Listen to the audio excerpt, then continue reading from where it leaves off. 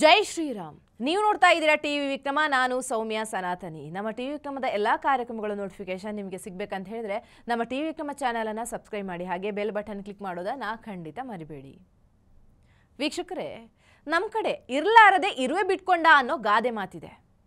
ಅಧಿಕಾರ ವಹಿಸಿಕೊಂಡು ಪ್ರತಿನಿತ್ಯ ಭಾರತ ವಿರೋಧಿ ನೀತಿಗಳಿಂದಲೇ ಕುಖ್ಯಾತಿಯಾಗಿದ್ದಂತಹ ಕೆನಡಾ ಪ್ರಧಾನಿ ಜಸ್ಟಿನ್ ಟ್ರೂಡೋ ಇದೀಗ ರಾಜೀನಾಮೆ ನೀಡಿ ಹೊರ ನಡೆದಿದ್ದಾನೆ. ಈ ಟ್ರೂಡೋ ಇದಾನಲ್ವಾ, ಆತನಿಗೆ ತನ್ನ ದೇಶದಲ್ಲಿರುವಂಥ ಖಲಿಸ್ತಾನಿಗಳನ್ನು ಓಲೈಸುವಂಥ ಚಟ. ಹಾಗಾಗಿ ಅವಕಾಶ ಸಿಕ್ಕ ಕಡೆಯಲ್ಲೆಲ್ಲ ಭಾರತ ದೇಶವನ್ನ, ಇಲ್ಲಿನ ಸರ್ಕಾರವನ್ನ ಟೀಕೆ ಮಾಡೋ ಕೆಲಸ ಮಾಡ್ತಾ ಇರ್ತಾನೆ. ಅಲ್ಲದೆ ಅಲ್ಲಿನ ಖಲಿಸ್ತಾನಿಗಳಿಗೆ ಆಶ್ರಯ ಕೊಟ್ಕೊಂಡು ಕೆನಡಾ ನೆಲದಿಂದ ಭಾರತ ವಿರೋಧಿ ಚಟುವಟಿಕೆಗಳಿಗೆ ಏನು ಬೇಕೋ ಅದನ್ನೆಲ್ಲ ಮಾಡೋಕೆ ಸಪೋರ್ಟ್ ಕೊಟ್ಕೊಂಡು ಆರಾಮಾಗಿದ್ದಂಥ ಟ್ರೂಡೋಗೆ ಭಾರತ ಏನು ಕೈಕಟ್ಟಿ ಕೂತ್ಕೊಳ್ಳೋ ದೇಶ ಅಂತೂ ಅಲ್ಲ ಅನ್ನೋದನ್ನ ಭಾರತದ ಮಾಸ್ಟರ್ ಮೈಂಡ್ಗಳು ಸದ್ದಿಲ್ಲದೆ ಮಾಡಿ ಮುಗಿಸಿದ್ದಾರೆ. ಹಾಗಾದ್ರೆ ಟ್ರೂಡೋ ರಾಜೀನಾಮೆ ಯಾಕೆ ಕೊಟ್ರು? ಸದ್ಯ ಟ್ರೂಡೋ ಪ್ರತಿನಿಧಿಸುವಂತಹ ಲಿಬರಲ್ ಪಕ್ಷದ ಪರಿಸ್ಥಿತಿ ಏನಾಗಿದೆ? ಖಲಿಸ್ತಾನಿ ಹೋರಾಟಗಾರರು ಕೆನಡಾ ಜನರನ್ನೇ ದೇಶ ಬಿಟ್ಟು ಹೋಗಿ ಅಂತ ಹೇಳ್ತಿರೋದು ಯಾಕೆ? ಅಷ್ಟಕ್ಕೂ ಭಾರತದ ಅಧಿಕಾರಿಗಳು ಕೆನಡಾದಲ್ಲಿ ಎಬ್ಬಿಸಿರುವಂತಹ ಹಾವಳಿ ಎಂಥದ್ದು? ಬನ್ನಿ ನೋಡ್ಕೊಂಡು ಬರೋಣ. ಕೆನಡಾ ಉತ್ತರ ಅಮೆರಿಕ ಖಂಡದ ಅತ್ಯಂತ ಸುವಿಶಾಲವಾದ ದೇಶ. ಗಾತ್ರದಲ್ಲಿ ಜಗತ್ತಿನ 2ನೇ ಅತಿ ದೊಡ್ಡ ದೇಶ ಈ ಕೆನಡಾ. ಅಟ್ಲಾಂಟಿಕ್, ಆರ್ಕಟಿಕ್ ಹಾಗೆ ಪೆಸಿಫಿಕ್ ಮಹಾಸಾಗರಗಳಲ್ಲಿ ಗಡಿ ಹೊಂದಿಕೊಂಡಿರುವಂಥ ಈ ದೇಶಕ್ಕೆ ಭೂಗಡಿ ಹೊಂದಿಕೊಂಡಿರುವುದು ಅಮೆರಿಕ. ಇದು ಈ ಹಿಂದೆ ಬ್ರಿಟಿಷರ ವಸಾಹತಾಗಿತ್ತು. ಅಷ್ಟು ದೊಡ್ಡ ಗಾತ್ರದ ದೇಶ ಆದರೂ ಕೂಡ ಅಲ್ಲಿನ ಜನಸಂಖ್ಯೆ ನಮ್ಮ ಕರ್ನಾಟಕದ ಅರ್ಧದಷ್ಟಿದೆ. ಜಗತ್ತಿನ ನಾನಾ ದೇಶದಿಂದ ವಲಸೆ ಬಂದ ಜನರೇ ಇಲ್ಲಿ ಹೆಚ್ಚಿನ ಸಂಖ್ಯೆಯಲ್ಲಿ ಇದ್ದಾರೆ. ಇದೀಗ ಖಲಿಸ್ತಾನಿಗಳು ಅತ್ಯಂತ ನಿರ್ಣಾಯಕ ಜನಸಂಖ್ಯೆಯಾಗಿ ಇಡೀ ಕೆನಡಾವನ್ನು ಆವರಿಸ್ಕೊಂಡು ಬಿಟ್ಟಿದ್ದಾರೆ. 2015ರಿಂದ ಅಲ್ಲಿ ಅಧಿಕಾರ ನಡೆಸ್ತಾ ಇರುವಂಥ ಲಿಬರಲ್ ಪಕ್ಷದ ಜಸ್ಟಿನ್ ಟ್ರೂಡೋಗೆ ಬಹುಮತಕ್ಕೆ ಕಡಿಮೆ ಬಿದ್ದಾಗ ಸರ್ಕಾರ ರಚಿಸಲಿಕ್ಕೆ ಕೈ ಹಿಡಿದಿದ್ದು ಇದೇ ಖಲಿಸ್ತಾನಿಗಳ ಪಕ್ಷ NDP. ಅದರ ನಾಯಕ ಜಗಮಿತ್ ಸಿಂಗ್ ಅದೇ ದಾಳ ಹಿಡ್ಕೊಂಡು ಕೆನಡಾ ಸರ್ಕಾರವನ್ನು ಭಾರತದ ಮೇಲೆ ಎತ್ತಿ ಕಟ್ಟೋ ಕೆಲಸ ಮಾಡ್ತಾನೆ. ಭಾರತದಲ್ಲಿ ನಡೆಯುವಂಥ ಖಲಿಸ್ತಾನಿ ಹೋರಾಟದ ಬ್ಲೂ ಪ್ರಿಂಟ್ಗಳು ತಯಾರಾಗುವುದು ಕೆನಡಾದಲ್ಲೇ. ಅಲ್ಲಿನ ಖಲಿಸ್ತಾನಿ ಉಗ್ರರು ಭಾರತದ ಖಲಿಸ್ತಾನಿ ಚಟುವಟಿಕೆಗಳಿಗೆ ಅಪಾರವಾದ ಫಂಡಿಂಗ್ ಕೂಡ ಮಾಡ್ತಾರೆ. ಕೆನಡಾದ ಎಡಪಂಥೀಯ ಪಕ್ಷ ಲಿಬರಲ್ ಹಾಗೂ ಅಮೆರಿಕದ ಎಡಪಂಥೀಯ ಪಕ್ಷ ರಿಪಬ್ಲಿಕನ್ ಪಕ್ಷಕ್ಕೂ ಬಹಳ ಒಳ್ಳೆ ಸಂಬಂಧ ಇದೆ. ಅದನ್ನೇ ಬಳಸ್ಕೊಂಡು ಪಾಕಿಸ್ತಾನ ನೆರವು ಕೂಡ ಪಡ್ಕೊಂಡು ಈ ಖಲಿಸ್ತಾನಿ ಚಟುವಟಿಕೆ ಬಹಳ ವ್ಯವಸ್ಥಿತವಾಗಿ ನಡೆದು ಬರ್ತಾ ಇದೆ. 1984ರ ಹೊತ್ತಿಗೆ ಇಂದಿರಾ ಗಾಂಧಿ ಅವಧಿಯಲ್ಲಿ ಖಲಿಸ್ತಾನಿ ಹೋರಾಟ ಬಹಳಷ್ಟು ತೀವ್ರವಾದಾಗ ಇಂದಿರಾ ಗಾಂಧಿಯವರ ಗಟ್ಟಿ ನಿಲುವು ಆಪರೇಷನ್ ಬ್ಲೂ ಸ್ಟಾರ್ ಮೂಲಕ ಪಂಜಾಬಿನ ಸ್ವರ್ಣ ಮಂದಿರದ ಒಳಗೆ ಅವಿತು ಕುಳಿತಿದ್ದಂಥ ಖಲಿಸ್ತಾನಿ ಉಗ್ರರನ್ನ ಹೆಡೆಮುರಿ ಕಟ್ಟಲು ಕಾರಣ ಆಯಿತು. ಮುಂದೆ ಸ್ವರ್ಣ ಮಂದಿರ ದಾಳಿ ನಡೆದ ಕೆಲ ತಿಂಗಳಲ್ಲಿ ಭಾರತದ ಪ್ರಧಾನಿ ಇಂದಿರಾ ಗಾಂಧಿಯವರ ಹತ್ಯೆ ನಡೆಯಿತು. ಆ ಹತ್ಯೆಯನ್ನು ನಡೆಸಲಿಕ್ಕೆ ಬ್ಲೂ ಪ್ರಿಂಟ್ ರೆಡಿಯಾದದ್ದು ಈ ಕೆನಡಾದಲ್ಲೇ. ಆ ಮಟ್ಟಿಗೆ ಕೆನಡಾ ನೆಲ ಖಲಿಸ್ತಾನಿ ಉಗ್ರರ ನೆಚ್ಚಿನ ತಾಣ ಆಗ್ಬಿಟ್ಟಿದೆ. ಅದು ಇತ್ತೀಚಿನ ದಿನದ ತನಕವೂ ಮುಂದುವರಿತಾ ಬರ್ತಾ ಇದೆ. ಆದರೆ ಸದ್ಯ ಭಾರತದ ಪರಿಸ್ಥಿತಿಯಲ್ಲಿ ಭಾರೀ ಬದಲಾವಣೆಗಳಾಗಿವೆ. ಕೌಂಟರ್ ಟೆರರಿಸಂನ ಪಾಠವನ್ನು ಬಹಳ ಚೆನ್ನಾಗಿ ಭಾರತ ಕಲ್ತಿದೆ. ಭಾರತ ದೇಶದ ಮೇಲೆ ಹಲ್ಲೆ ಮಾಡಿ ಶತ್ರು ಆದವನು ಜಗತ್ತಿನ ಯಾವುದೋ ಮೂಲೆಗೆ ಹೋಗಿ ನೆಮ್ಮದಿಯಲ್ಲಿ ಕುಳಿತು ನಿದ್ರೆ ಮಾಡುವುದು ಇವತ್ತಿನ ದಿನದಲ್ಲಿ ಸಾಧ್ಯ ಇಲ್ಲ.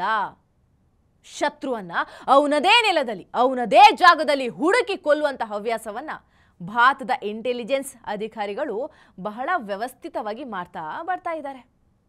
ಕಣ್ಣಿಗೆ ಕಣ್ಣು ಅನ್ನುವುದು ಹಮ್ಮುರಬಿಯ ಶಾಸನ ಹೇಳುವ ಮಾತು. ಅದನ್ನು ಬಹಳ ಚೆನ್ನಾಗಿ ಅಳವಡಿಸಿಕೊಂಡಿದ್ದು ಇಸ್ರೇಲ್.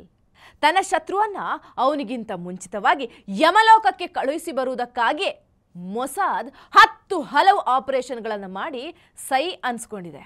ಭಾರತ ಕೂಡ ಭಯೋತ್ಪಾದನೆಯ ರಕ್ಕಸ ಹಲ್ಲುಗಳಿಗೆ ಸಿಕ್ಕಿ ಹಲವು ಬಾರಿ ಪ್ರಾಣಾಂತಿಕವಾಗಿ ಗಾಯಗೊಂಡ ನಂತರ ಕೌಂಟರ್ ಟೆರರಿಸಂ ನೀತಿಯನ್ನು ಅಳವಡಿಸಿಕೊಳ್ಳುವ ಬಗ್ಗೆ ಗಮನ ಹರಿಸಿತು.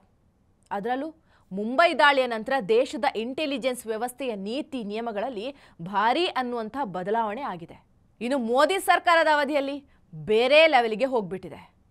ಜಗತ್ತಿನ ಅತ್ಯಂತ ಶಕ್ತಿಶಾಲಿ ಇಂಟೆಲಿಜೆನ್ಸ್ ತಂಡಗಳಾದಂಥ ಮೊಸಾದ್, ಅಮೆರಿಕದ CIA, ರಷ್ಯಾದ KGBಗೆ ಸರಿಸಮಾನದ ಆಪರೇಷನ್ಗಳನ್ನು ಭಾರತದ ರಾ ಕೂಡ ನಡೆಸ್ತಾ ಇರುವುದು ಈಗೇನು ಗುಟ್ಟಾಗಿ ಉಳಿದಿಲ್ಲ. ಕೆನಡಾ ವಿಷಯದಲ್ಲೂ ಅದೀಗ ಮತ್ತೆ ಸಾಬೀತಾಗಿರೋದನ್ನು ನಾವು ಕಾಣಬಹುದು.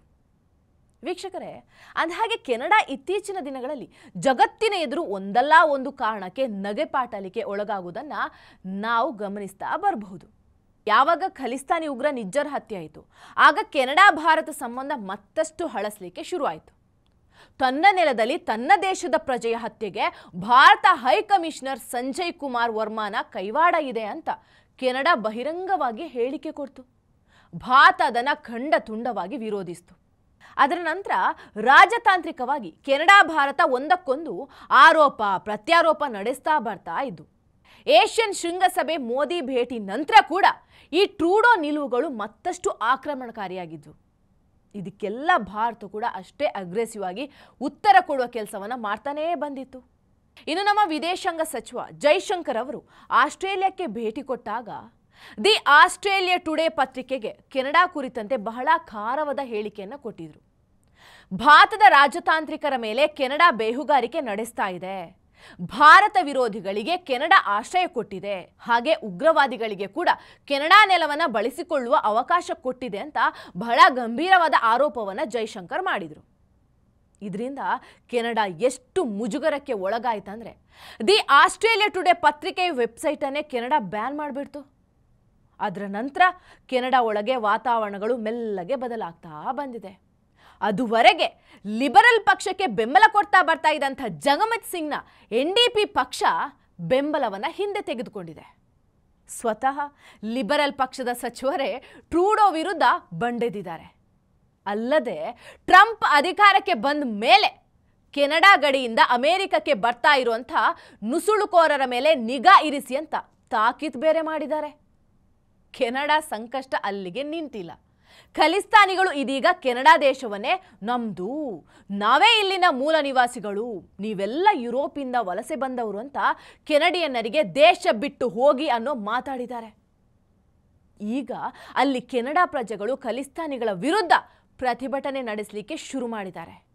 ಹಾಗೆ ಖಲಿಸ್ತಾನಿಗಳನ್ನು ದೇಶದಿಂದ ಹೊರಗೆ ಹಾಕಿ ಅನ್ನುವ ಕೂಗು ಕೂಡ ಬಲವಾಗಿ ಕೇಳಿ ಬರ್ತಾ ಇದೆ. ಅಲ್ಲದೆ ಖಲಿಸ್ತಾನಿ ಗ್ಯಾಂಗ್ ವಾರ್ನಲ್ಲಿ ಕೆನಡಾ ಪ್ರಜೆಯೊಬ್ಬ ಬಲಿಯಾಗಿರುವ ಬಗ್ಗೆ ಕೂಡ ಕೆನಡಾದ ನಾಗರಿಕರಿಗೆ ಈ ಖಲಿಸ್ತಾನಿಗಳ ಮೇಲೆ ಮತ್ತಷ್ಟು ಕೋಪ ಹೆಚ್ಚಲಿಕ್ಕೆ ಕಾರಣ ಆಗಿದೆ. ಹಾಗೆ ಈ ಖಲಿಸ್ತಾನಿಗಳನ್ನು ಬೆಳೆಸಿದೆ ಜಸ್ಟಿನ್ ಟ್ರೂಡೋ.